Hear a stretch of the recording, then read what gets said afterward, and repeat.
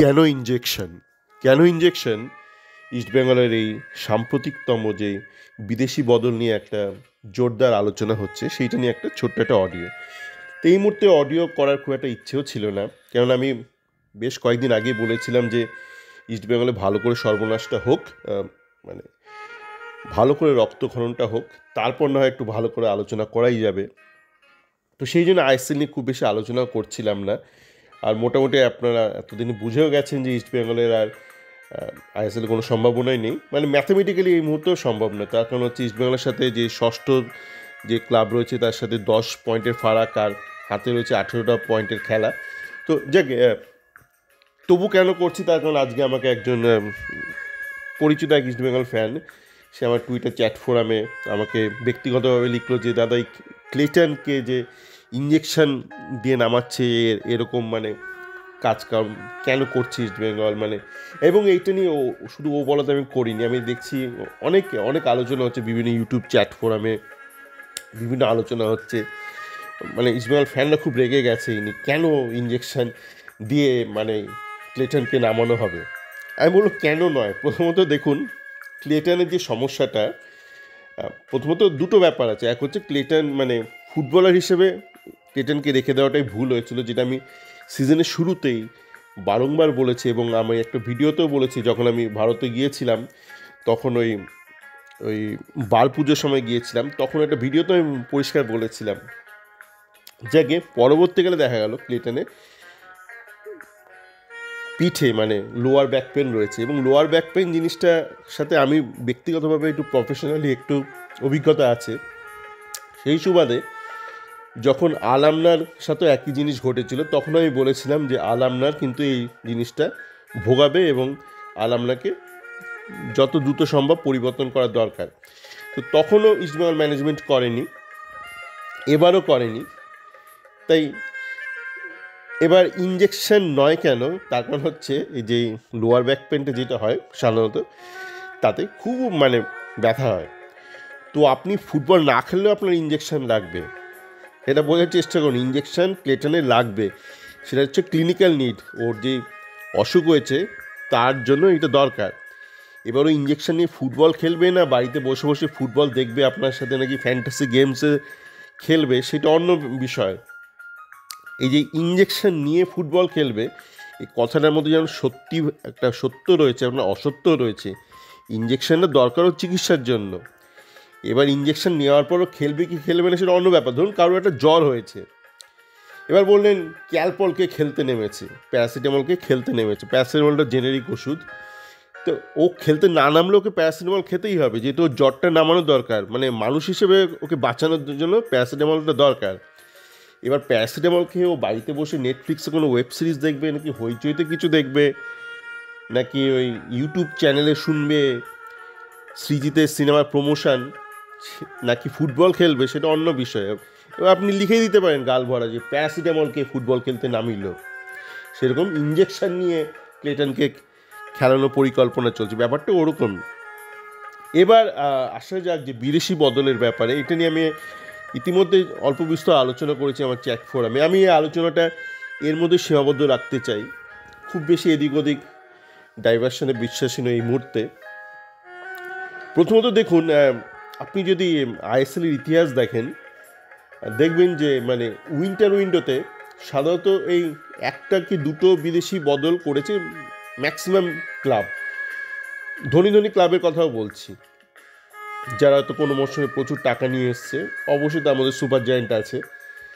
একাধিক বিদেশি বদল কিন্তু হয়নি। কেন হয়নি তার কারণটা খুব সহজ। বিদেশি বদল আপনি দুভাবে করতে পারেন। এক হচ্ছে কাউকে ধরুন লোনে পাঠিয়ে দিলেন বা অন্য ক্লাবে পাঠিয়ে দিলেন, তার টাকাটা আপনার বেঁচে যাচ্ছে, আপনার বাজেট ফ্রি হয়ে যাচ্ছে, সেই টাকা দিয়ে আপনি আনলেন।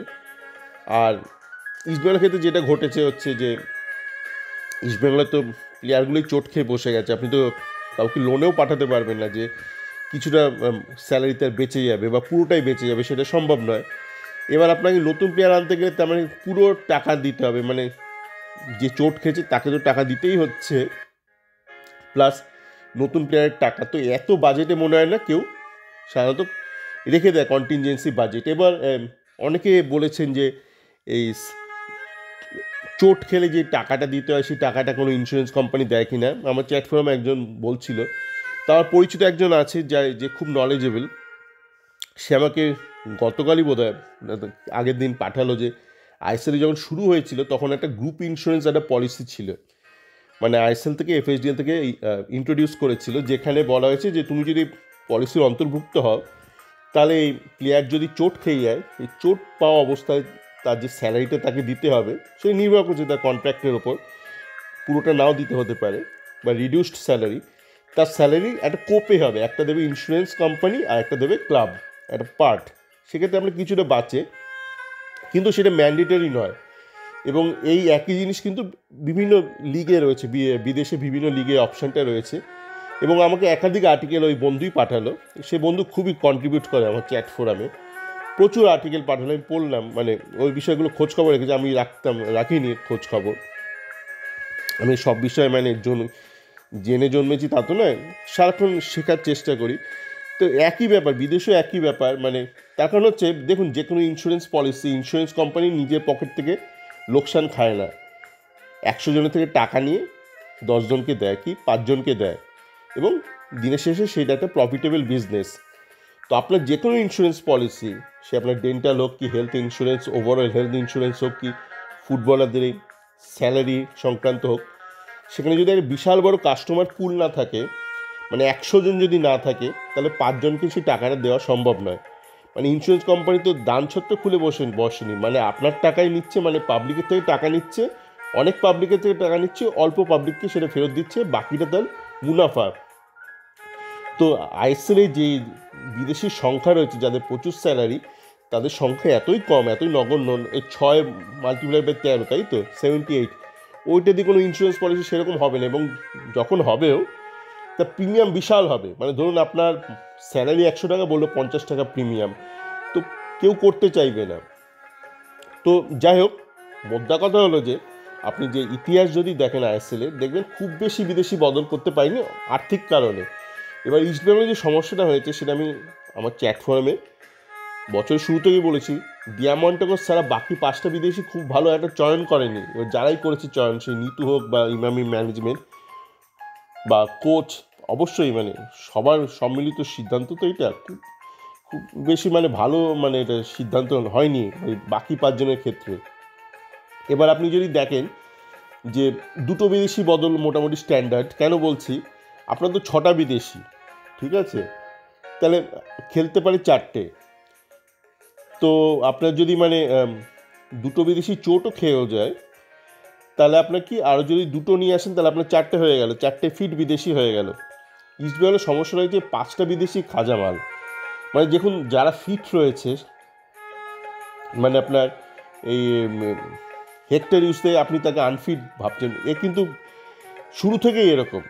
সাউল কেসপো আপনি জানেন, ও সাউল কেসপো থাকলেও যা হতো, না থাকলেও একই, মানে পারফরমেন্স অনুযায়ী সে উঠলে নামতে পারে না, নামলে উঠতে পারে না, তার একাধিক পারফরমেন্স রিলেটেড প্রবলেম রয়েছে। তালাল আমি জানি না মানে তালাল কি কেন নিল, সেটা নিয়ে পরে আলোচনা করা যাবে, তো ডাইগ্রেশন হয়ে যাবে।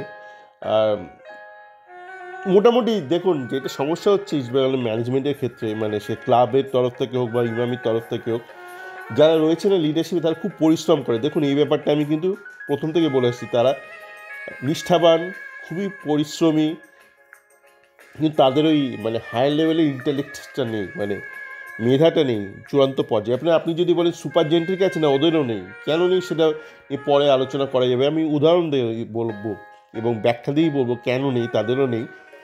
তারা এই মুহূর্তে এগিয়ে আছে অন্য একাধিক কারণে, ইন্টেলিজেন্সের জন্য নয়, অপরচুনিটি বা বিভিন্ন কারণে রয়েছে, সেটা নিয়ে পরে আলোচনা করা যাবে।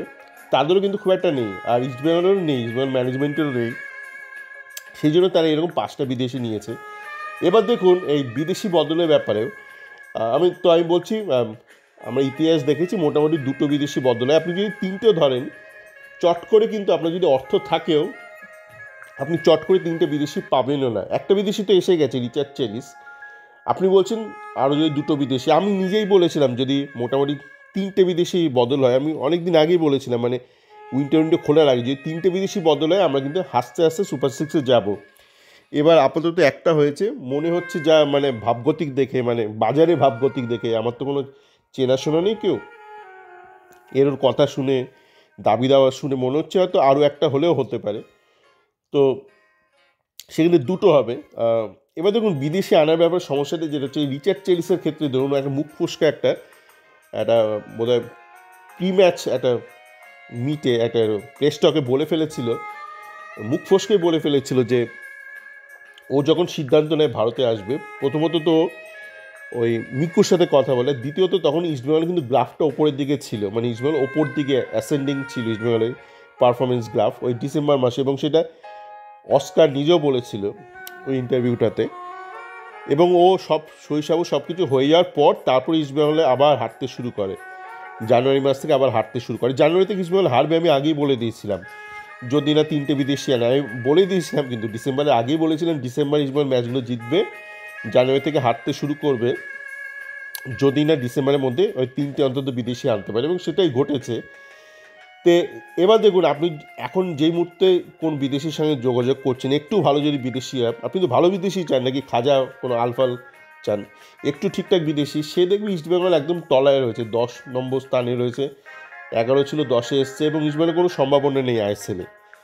তো একটা বিদেশিও কিন্তু সে ভাববে আমি একটা মানে একটা হিরো টিমে যাব এই মুহূর্তে, মানে আমার কেরিয়ারে তো ধাপ্পা লেগে থাকবে, আর নিচের দিকে একটা টিমে দিয়ে গেলাম। শুধু তাই না, আরও একটা সমস্যা হচ্ছে, আপনার যে কোচ রয়েছে অস্কার ব্রুজো, তার সাথে চুক্তি কিন্তু এই বছরের শেষ অবধি রয়েছে। তো একজন বিদেশিকে আপনি কি অফার করবেন? একটা বিদেশিকে তো আপনি বড় জোর এই বছরের শেষ অবধি অফার করতে পারেন, কেননা আপনি নিজেও জানেন না, মানে ম্যানেজমেন্টও জানে না যে অস্কারকে রাখা হবে কি না এই মরশুমের পরে। তো সেই ক্ষেত্রে মানে অবশ্যই ম্যানেজমেন্ট চাইবে যে যেই বিদেশি আসুক তার সাথে চুক্তিটা যদি এই বছরের শেষ অবধি হয়, তার বেশি না, কারণ নতুন কোচ যদি তারা আনার সিদ্ধান্ত নেয়, কেন নতুন কোচ সেটা অন্য বিষয় হয়ে গেল, কেন নয়ও বলতে পারি। তো ম্যানেজমেন্ট অবশ্যই চাইবে যে এই বছরের শেষ অবধি আনা হোক, মানে একটা শর্ট টার্ম একটা কন্ট্রাক্ট। তো সেই ক্ষেত্রে অনেকেই কিন্তু করবে, মানে অনেক বিদেশি ধরুন ভেনেজুয়েলার আর একটা বিদেশি, অত ভালো বিদেশি, তাকে অফার করা হলো এই বছরের শেষ অবধি, সে ভাববে আবার আমি আমার পরিবার নিয়ে এত দূর যাব, যদি তারপর না ওখানে আবার কন্টিনিউ করতে পারি, আবার মালপত্র, এই ব্যাপারটা কিন্তু প্লেয়ারের মনে কাজ করে। তো আপনি ধরুন টাকাও অফার করলেন কোনো ভালো প্লেয়ারকে, সেই প্লেয়ার কিন্তু এই মুহূর্তে আসতে রাজি নাও হতে পারে, এবং সেক্ষেত্রে তো ম্যানেজমেন্টও ভাবতে পারে যে ঠিক আছে কী আর করা যাবে, মানে দেখা যাক আর একটুখানি। তো আমরা তো জানি না মানে এক্স্যাক্ট ঠিক কী কারণটা হচ্ছে, হয়তো অর্থ রয়েছে কিন্তু প্লেয়ার আসতে রাজি হচ্ছে না, সেটাও হতে পারে যে আপনি শর্ট টার্ম যেহেতু অফার করছেন এবং লং টার্ম আপনি অফার করতে পারছেন না, মানে পার্টটা একটু চাপের, কেননা আপনি জানেন না যে যদি আপনি কোচ বদল করেন তো নতুন কোচ তাকে রাখবে কি রাখবে না, বা এমনও হতে পারে হয়তো সামার উইন্ডোতে হয়তো কোনো ভালো প্লেয়ার, খুব ভালো প্লেয়ারের সাথে আপনার অলরেডি কথাবার্তা হয়ে গেছে, আপনার এবং কোচের অস্কার হয়তো হয়ে গেছে, এবং আপনি ওয়েট করছেন যে সামার হলেই তাকে নেবেন। সেক্ষেত্রে আপনি তো সেই স্লটটা নষ্ট করে দিতে পারেন না, একটা উইন্ডোতে একটু কমা প্লেয়ারকে এনে তার সাথে লং টার্ম চুক্তি করে। তো এইসব একাধিক কারণ থাকতেই পারে। মোদ্দা কথা হলো আইএসএলটা শেষ হয়ে গেছে, এবার পড়ে রয়েছে এফসি, দেখা যাক কী হয়। তো এরকম একাধিক কেন আছে, তো চেষ্টা করবেন এই কেনগুলো একটু বোঝার, এই নিয়ে প্রশ্ন করার, আর নিজে একটু ভাবার চেষ্টা করবেন, মানে আমি কিছু বললাম বলে এটা গ্রহণ করবেন না, বা ইউটিউব চ্যানেলগুলো মিডিয়া যে যা বলছে মানে একদম মানে মুখস্থ করে নেবেন না, মানে নিউটনের ল ভেবে নেবেন না যে একদম আপেল পড়ছে একটা গ্র্যাভিটির ল, এরকম ভেবে নেবেন না, একটু নিজের মাথাটা খাটানোর চেষ্টা করবেন, প্রশ্ন করবেন, আলোচনা করবেন। ইস্ট বেঙ্গলে যাই হোক আপনার নিজের অন্তত ইন্টেলেক্টের একটা উন্নতি ঘটবে। সকলে ভালো থাকবেন।